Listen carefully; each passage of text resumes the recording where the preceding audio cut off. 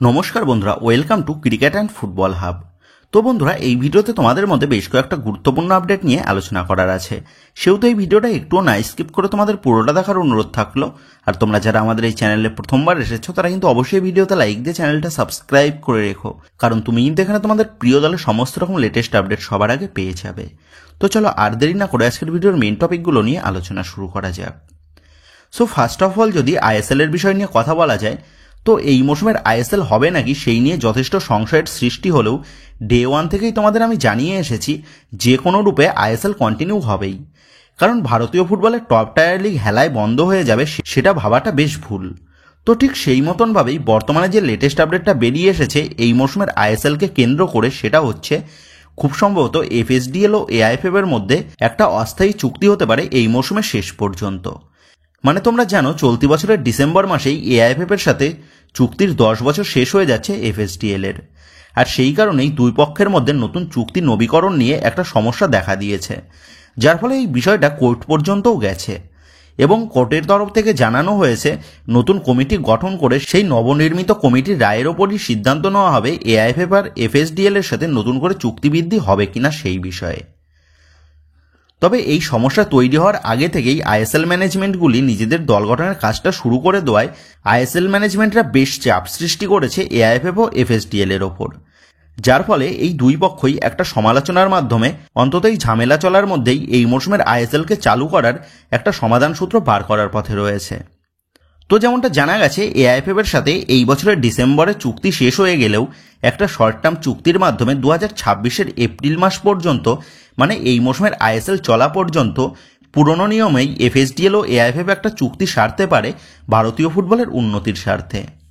আর এই লম্বা সময়ের মধ্যেই নতুন কমিটি তৈরি করে একদিকে যেমন তারা ভবিষ্যতের সিদ্ধান্ত নেওয়ার বিষয়ে একটা লম্বা সময় পেয়ে যাবে, অপর দিক দিয়ে আবার এই মৌসুমের আইএসএলটাও চলতে থাকবে। তো এইরকমই একটা ছোট্ট সমাধান সূত্র আপাততভাবে বার করা হয়েছে এফএসডিএল ও এআইএফএফ এর যৌথ উদ্যোগে। আর দুই পক্ষই এই নতুন চুক্তিটা করতে অনেকটাই সম্মতি জানানোর ফলে আইএসএল ম্যানেজমেন্টদের জানিয়ে দেওয়া হয়েছে যাতে তারা নিজেদের দল গঠনের কাজটা সেরে ফেলে এবং আইএসএল এ খেলতে নামার জন্য প্রস্তুত থাকে।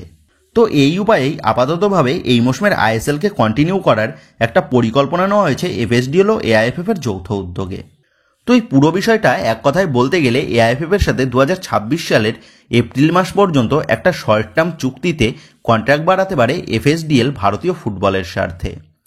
আর এই শর্ট টার্ম চুক্তিটা সই হয়ে গেলে এই মৌসুমের আইএসএলটা যেমন একই সময়ে চালু হয়ে যাবে, অপর দিক দিয়ে এই লম্বা সময়ের মধ্যে এআইএফএফ এর নবনির্মিত কমিটি তারাও কিন্তু একটা দীর্ঘ সময় পেয়ে যাবে এফএসডিএল এর সাথে আর নতুন করে চুক্তিবৃদ্ধি করবে নাকি এই বিষয় নিয়ে বিবেচনা করার জন্য। সেহেতু সবকিছু ঠিকঠাকভাবে এগোলে এই মৌসুমে একই সময়ে আইএসএলকে আমরা আবারও দেখতে পেতে চলেছি, যেটা কিন্তু বর্তমানে দাঁড়িয়ে একটা বড় সুখবর প্রতিটা আইএসএল সমর্থকদের জন্য, সেটা বলাই যায়। তো যাই হোক, এবার পরবর্তী আপডেটটা নিয়ে কথা বললে পরবর্তী আপডেটটা বেরিয়ে আসছে গতকালের হয়ে যাওয়া সিএফএল এর ম্যাচ নিয়ে। তো গতকাল সিএফএল এর প্রথম ম্যাচে খেলতে নেমেছিল ইস্টবেঙ্গল দল ক্লাব মেজারার্সের বিরুদ্ধে। আর গত মৌসুমের সিএফএল এর পারফরমেন্সকে ধরে রেখেই গতকাল ইস্টবেঙ্গল দল তারা মেজারার্সকে 7-1 গোলের ব্যবধানে হারিয়ে একটা বড় জয় দিয়ে নিজেদের সিএফএল এর অভিযানটা শুরু করলো। এদিনের ম্যাচের প্রথম থেকেই অত্যন্ত আক্রমণাত্মক ছন্দে খেলতে দেখা যায় ইস্টবেঙ্গল দলকে। ম্যাচের একদম শুরুর দিকেই অল্পের জন্য গোল করতে ব্যর্থ হয় আমানসিকে। এরপর 18 মিনিটের মাথায় ফ্রি কিক পায় মেজারার্স, আর ওই ফ্রি কিকের নেওয়া শটটা অল্পের জন্য বার পোস্টে লেগে বাইরে চলে আসে। এরপর ম্যাচের 23 মিনিটের মাথায় মনতোষের গোলে গোলের খাতা খোলে ইস্টবেঙ্গল। ম্যাচের 34 মিনিটের মাথায় ইস্টবেঙ্গলের হয়ে দ্বিতীয় গোলটা এনে দেয় সায়ন ব্যানার্জি। এরপর ঠিক 3 মিনিটের মাথায় গুইতের গোলে 3-0 ব্যবধানে এগিয়ে যায় ইস্টবেঙ্গল এবং এরপর আরও বেশ কিছু গোলের সুযোগ তৈরি হয়, তবে আর কোনো গোল আসেনি, যার ফলে প্রথমার্ধের শেষে 3-0 গোলের ব্যবধানে লিড নিয়ে ডাগ আউটে ফেরে লাল হলুদ বাহিনী। এরপর দ্বিতীয়ার্ধের শুরুতেই 48 মিনিটের মাথায় মেজারার্স দলের গোলরক্ষকের ভুলে গোল তুলে আনে তন্ময় দাস। ম্যাচের 34 মিনিটের মাথায় জেসিনটিকে গোল করে ইস্টবেঙ্গলকে 5-0 গোল এনে দেয়। এরপর আবার ঠিক 2 মিনিট যেতে না যেতেই জেসিনটিকে নিজের দ্বিতীয় গোল এবং ইস্টবেঙ্গলের হয়ে ষষ্ঠ গোলটা তুলে আনে এবং ম্যাচের একদম শেষের দিকে একটা লং শটে ইস্টবেঙ্গলের হয়ে গোল তুলে আনে শুভম এবং অপর দিকে মেজারার্স দলের হয়ে একমাত্র গোলটি আনে আজাদ সাহিম। তো এইভাবেই শেষ পর্যন্ত 7-1 গোলের ব্যবধানে গতকাল মেজারার্সকে হারিয়ে সিএফএল একটা বড় জয়ের ব্যবধানে অভিযান শুরু করে ইস্টবেঙ্গল। তো যাই হোক, এবার পরবর্তী আপডেটটা বেরিয়ে আসছে ইস্টবেঙ্গলকে কেন্দ্র করে এক নতুন বিদেশি প্লেয়ারের সাইনিংয়ের বিষয়ে। তো এই মৌসুমের জন্য ইস্টবেঙ্গল ম্যানেজমেন্ট দলের দুই নতুন বিদেশি হিসাবে মিগুয়েল এবং রাশিদকে ইতিমধ্যেই চূড়ান্ত করে নিয়েছে। তবে এবার কিন্তু এই দুই নতুন বিদেশির পাশাপাশি ইস্টবেঙ্গল ম্যানেজমেন্ট নিজেদের দলে আরও এক নতুন বিদেশিকে দলে চূড়ান্ত করে ফেলল। তো তোমাদের বহুদিন আগেই জানিয়েছিলাম ইস্টবেঙ্গল ম্যানেজমেন্ট এই মৌসুমের দলের আপফ্রন্টে দুজন বিদেশি স্ট্রাইকারকে রাখতে চাইছে। তো ইতিমধ্যেই ইস্টবেঙ্গল দলের সাথে কন্টিনিউ করছে ডিমিত্রিয়াস ডিয়ামান্টাকোস, সেটা তোমাদের জানিয়েছি। আর ঠিক সেই মতনভাবেই ডিমিত্রিয়াস ডিয়ামান্টাকোসের পাশে জুটি বাঁধার জন্য ইস্টবেঙ্গল ম্যানেজমেন্ট আরও বেশ কিছু বিদেশি স্ট্রাইকারের সাথে কথাবার্তা বলছিল। তবে অবশেষে গতকাল ইস্টবেঙ্গল ম্যানেজমেন্ট নিজেদের দলে এক নতুন বিদেশি স্ট্রাইকারকে চূড়ান্ত করে ফেলল। আর সেই বিদেশি প্লেয়ারটা হচ্ছে 30 বছর বয়সী মরক্কান স্ট্রাইকার হামিদ আহাদাদ। 4 কোটি টাকা মার্কেট ভ্যালুর এই হামিদ সে গত মরশুমে খেলছিল মরক্কান ফার্স্ট টায়ার লিগে, যেখানে ওই দলের হয়ে গত মরশুমে হামিদ 19 ম্যাচে 3টে গোল এবং 3টে অ্যাসিস্ট করে। সেন্টার ফরওয়ার্ড পজিশনের পাশাপাশি সেকেন্ড স্ট্রাইকার এবং লেফট উইং পজিশনেও খেলতে অভ্যস্ত এই মরক্কান স্ট্রাইকারটা। ক্লাব ক্যারিয়ারে মোস্ট অফ দ্য টাইম সে কাটিয়েছে মরক্কান লিগেই। মরক্কোর জাতীয় দলের হয়ে এক ম্যাচ খেলার অভিজ্ঞতা সম্পন্ন এই হামিদ তার ক্লাব ক্যারিয়ারে মোট 247টা ম্যাচ তিনি খেলেছেন, যেখানে 58টা গোল এবং 22টা অ্যাসিস্ট রয়েছে তার খাতায়। তো গত মৌসুমেই মরক্কান লিগ থেকেই আলাদিন আজার এসে যোগ দিয়েছিল নর্থ ইস্ট ইউনাইটেড এফসি দলে। তো এবার কিন্তু সেই একই লিগ থেকে নতুন স্ট্রাইকার চূড়ান্ত করে ফেলল ইস্টবেঙ্গল ম্যানেজমেন্ট। তো যেমনটা খবর, গতকাল ইস্টবেঙ্গল ম্যানেজমেন্ট এই হামিদকে 1+1 ইয়ারের কন্ট্রাক্টে নিজেদের দলে চূড়ান্ত করে নিয়েছে। তো আমরা সকলেই আশা করব আলাদিনের মতনই এই হামিদের পা থেকেও আমরা এই মৌসুমে লাল হলুদ জার্সিতে ইস্টবেঙ্গলের নতুন স্ট্রাইকারের পা থেকে জাদু দেখতে পাবো।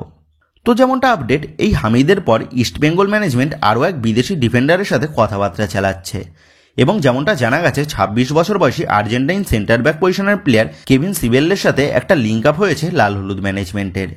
তবে এই বিষয়টা এখনও পর্যন্ত প্রাথমিক পর্যায়ে রয়েছে। পরবর্তীতে কেভিনের বিষয়েও নতুন কোনো আপডেট বেরিয়ে আসলে অবশ্যই তোমাদের জানিয়ে দেব। তো গতকালই তোমাদের জানিয়ে দিয়েছিলাম খুব সম্ভবত মাদি থালালকে রিলিজ করে দিতে চলেছে লাল হলুদ ম্যানেজমেন্ট। তবে বর্তমানে দাঁড়িয়ে আরও যেমনটা ব্রেকিং আপডেট বেরিয়ে এসেছে, মাদি থালালের পাশাপাশি হিজাজি মাহেরকেও খুব সম্ভবত বিদায় জানিয়ে দিতে পারে লাল হলুদ ম্যানেজমেন্ট। সেহেতু গত মৌসুমের দল থেকে শুধুমাত্র ডিমিত্রিয়াস ডিয়ামান্টাকোসকে রেখেই বাকি পুরো নতুন বিদেশি সেটআপ নিয়ে এই মৌসুমে মাঠে নামতে চলেছে লাল হলুদ ব্রিগেড। তো আমরা সকলেই আশা করব এই মৌসুমে কোচ অস্কার বুর্জনের হাত ধরে আমরা ইস্টবেঙ্গলকে নিজেদের চেনা ছন্দে আবারও ফিরতে দেখতে পাবো। তো যে খবর পরবর্তী আপডেটটা বেরিয়ে আসছে 33 বছর বয়সী উরুগুয়ান অ্যাটাকিং মিডফিল্ড পজিশনের প্লেয়ার অ্যাদ্রিয়ান লুনাকে নিয়ে। যে অ্যাদ্রিয়ান লুনা বিগত বেশ কিছু মৌসুম ধরে কেরালা ব্লাস্ট এফসির মিডফিল্ডে গুরুত্বপূর্ণ ভূমিকা পালন করে আসছে। তো গত বেশ কিছুদিন আগে যেমনটা শোনা গেছিল Kerala Blasters FC management Adrian লুনাকে রিলিজ করে দিতে পারে। তবে অবশেষে গিয়ে যে নতুন আপডেটটা বেরিয়ে এসেছে এই লুনার বিষয়ে, সেটা হচ্ছে এই মরশুমেও অ্যাদ্রিয়ান লুনা সে কেরালা ব্লাস্ট এফসির সাথেই যুক্ত থাকতে চলেছে।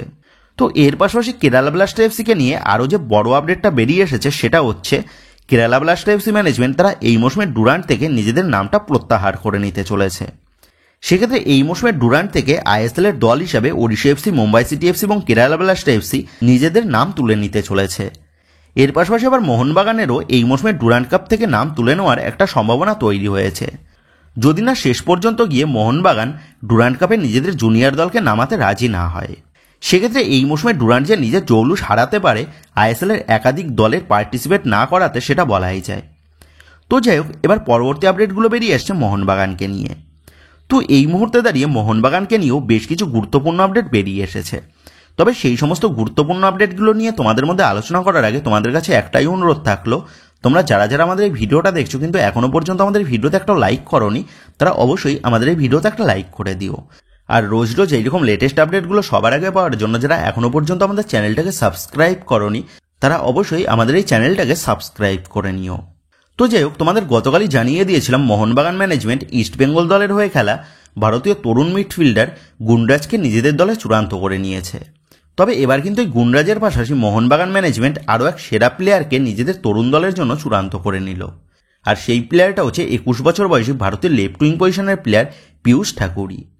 লেফট উইংয়ের পাশাপাশি রাইট উইং এবং রাইট ব্যাক পজিশনেও খেলতে অভ্যস্ত এই ভার্সেটাইল উইঙ্গারটা এর আগে জামশেদপুর এফসি রিজার্ভ দলের সাথে যুক্ত ছিল। ক্লাব ক্যারিয়ারে মোট 13টা ম্যাচ খেলেছে এই তরুণ উইঙ্গারটা, যেখানে 13টা ম্যাচে 3টে গোলও রয়েছে এই পীয়ূষের খাতায়। তো এই পীয়ূষের খেলার ক্লিপ দেখে যতটা বোঝা গেছে বেশ দারুণ স্কিলফুল একজন উইঙ্গার হচ্ছেন এই পীয়ূষ। উইং এবং রাইট ব্যাক পজিশনের পাশাপাশি ডিফেন্সিভ মিডফিল্ড পজিশনেও বেশ কিছু ম্যাচ তিনি খেলেছেন। সেহেতু এই মাল্টিপল পজিশনে খেলার অভিজ্ঞতা সম্পন্ন এই তরুণ প্লেয়ারকে নিজেদের তরুণ দলে চূড়ান্ত করে মোহনবাগান ম্যানেজমেন্ট যে নিজেদের যুব দলের শক্তি আরও বাড়িয়ে নিল সেটা বলাই যায়। এবং আশা করব এই সমস্ত তরুণ প্লেয়াররা মোহনবাগানের যুব দলে ভালো পারফরমেন্স করে আগামীতে দীপেন্দু বা সুহেলদের মতনই মোহনবাগানের সিনিয়র দলের হয়েও খেলতে নামবে। তো যাই হোক, মোহনবাগান ম্যানেজমেন্ট দীপেন্দু এবং সুহেলকে চলতি সিএফএলে খেলানোর সিদ্ধান্ত নিয়েছে দীপেন্দু এবং সুহেলকে আরও বেশি গেম টাইম দেওয়ার কথা মাথায় রেখে। আর দীপেন্দু বা সুহেল এরা যত বেশি গেম টাইম পাবে ততই কিন্তু নিজেদের পারফরমেন্সের উন্নতি ঘটিয়ে আগামীতে আমাদের ভারতীয় ফুটবলের সম্পদ হয়ে উঠবে সেটা বলাই যায়। তো যাই হোক, এবারে লাস্ট আপডেটটা বেরিয়ে আসছে টেকচাম অভিষেক সিংকে নিয়ে। তো গতকালই তোমাদের জানিয়ে দিয়েছে মোহনবাগান ম্যানেজমেন্ট তার টেকচাম অভিষেক সিংয়ের ডিলটা প্রায় চূড়ান্ত করার পথে রয়েছে এবং টেকচাম অভিষেক সিংয়ের সাথে মোহনবাগানের টার্মস অ্যান্ড কন্ডিশনও এগ্রি হয়ে গেছে। আর বর্তমানে দাঁড়িয়ে এই টেকচাম অভিষেক সিংয়ের ডিলে যে নতুন আপডেটটা বেরিয়ে এসেছে সেটা হচ্ছে পাঞ্জাব এফসি ম্যানেজমেন্ট তারা আনঅফিসিয়ালিভাবে জানিয়ে দিয়েছে টেকচাম অভিষেক সিং সে এই মৌসুমে যোগ দিতে চলেছে মোহনবাগান দলে এবং পাঞ্জাব এফসির তরফ থেকে টেকচাম অভিষেক সিংকে পাঞ্জাব এফসির প্রি সিজনে যোগ দিতে না করা হয়েছে, কারণ সে মোহনবাগান দলে যোগ দিতে চলেছে এই মরশুমে। সেহেতু এটা বলাই যায় দিনের শেষে টেকচাম অভিষেক সিংয়ের যুদ্ধে বড় জয় তুলে নিতে সক্ষম হয়েছে মোহনবাগান ম্যানেজমেন্ট। এবং মোহনবাগান ম্যানেজমেন্টের এবার পরবর্তী লক্ষ্যটা হচ্ছে মেহতাব সিংকে নিজেদের দলে চূড়ান্ত করে নিজেদের ডিফেন্স লাইনকে আরও মজবুত করে তোলা।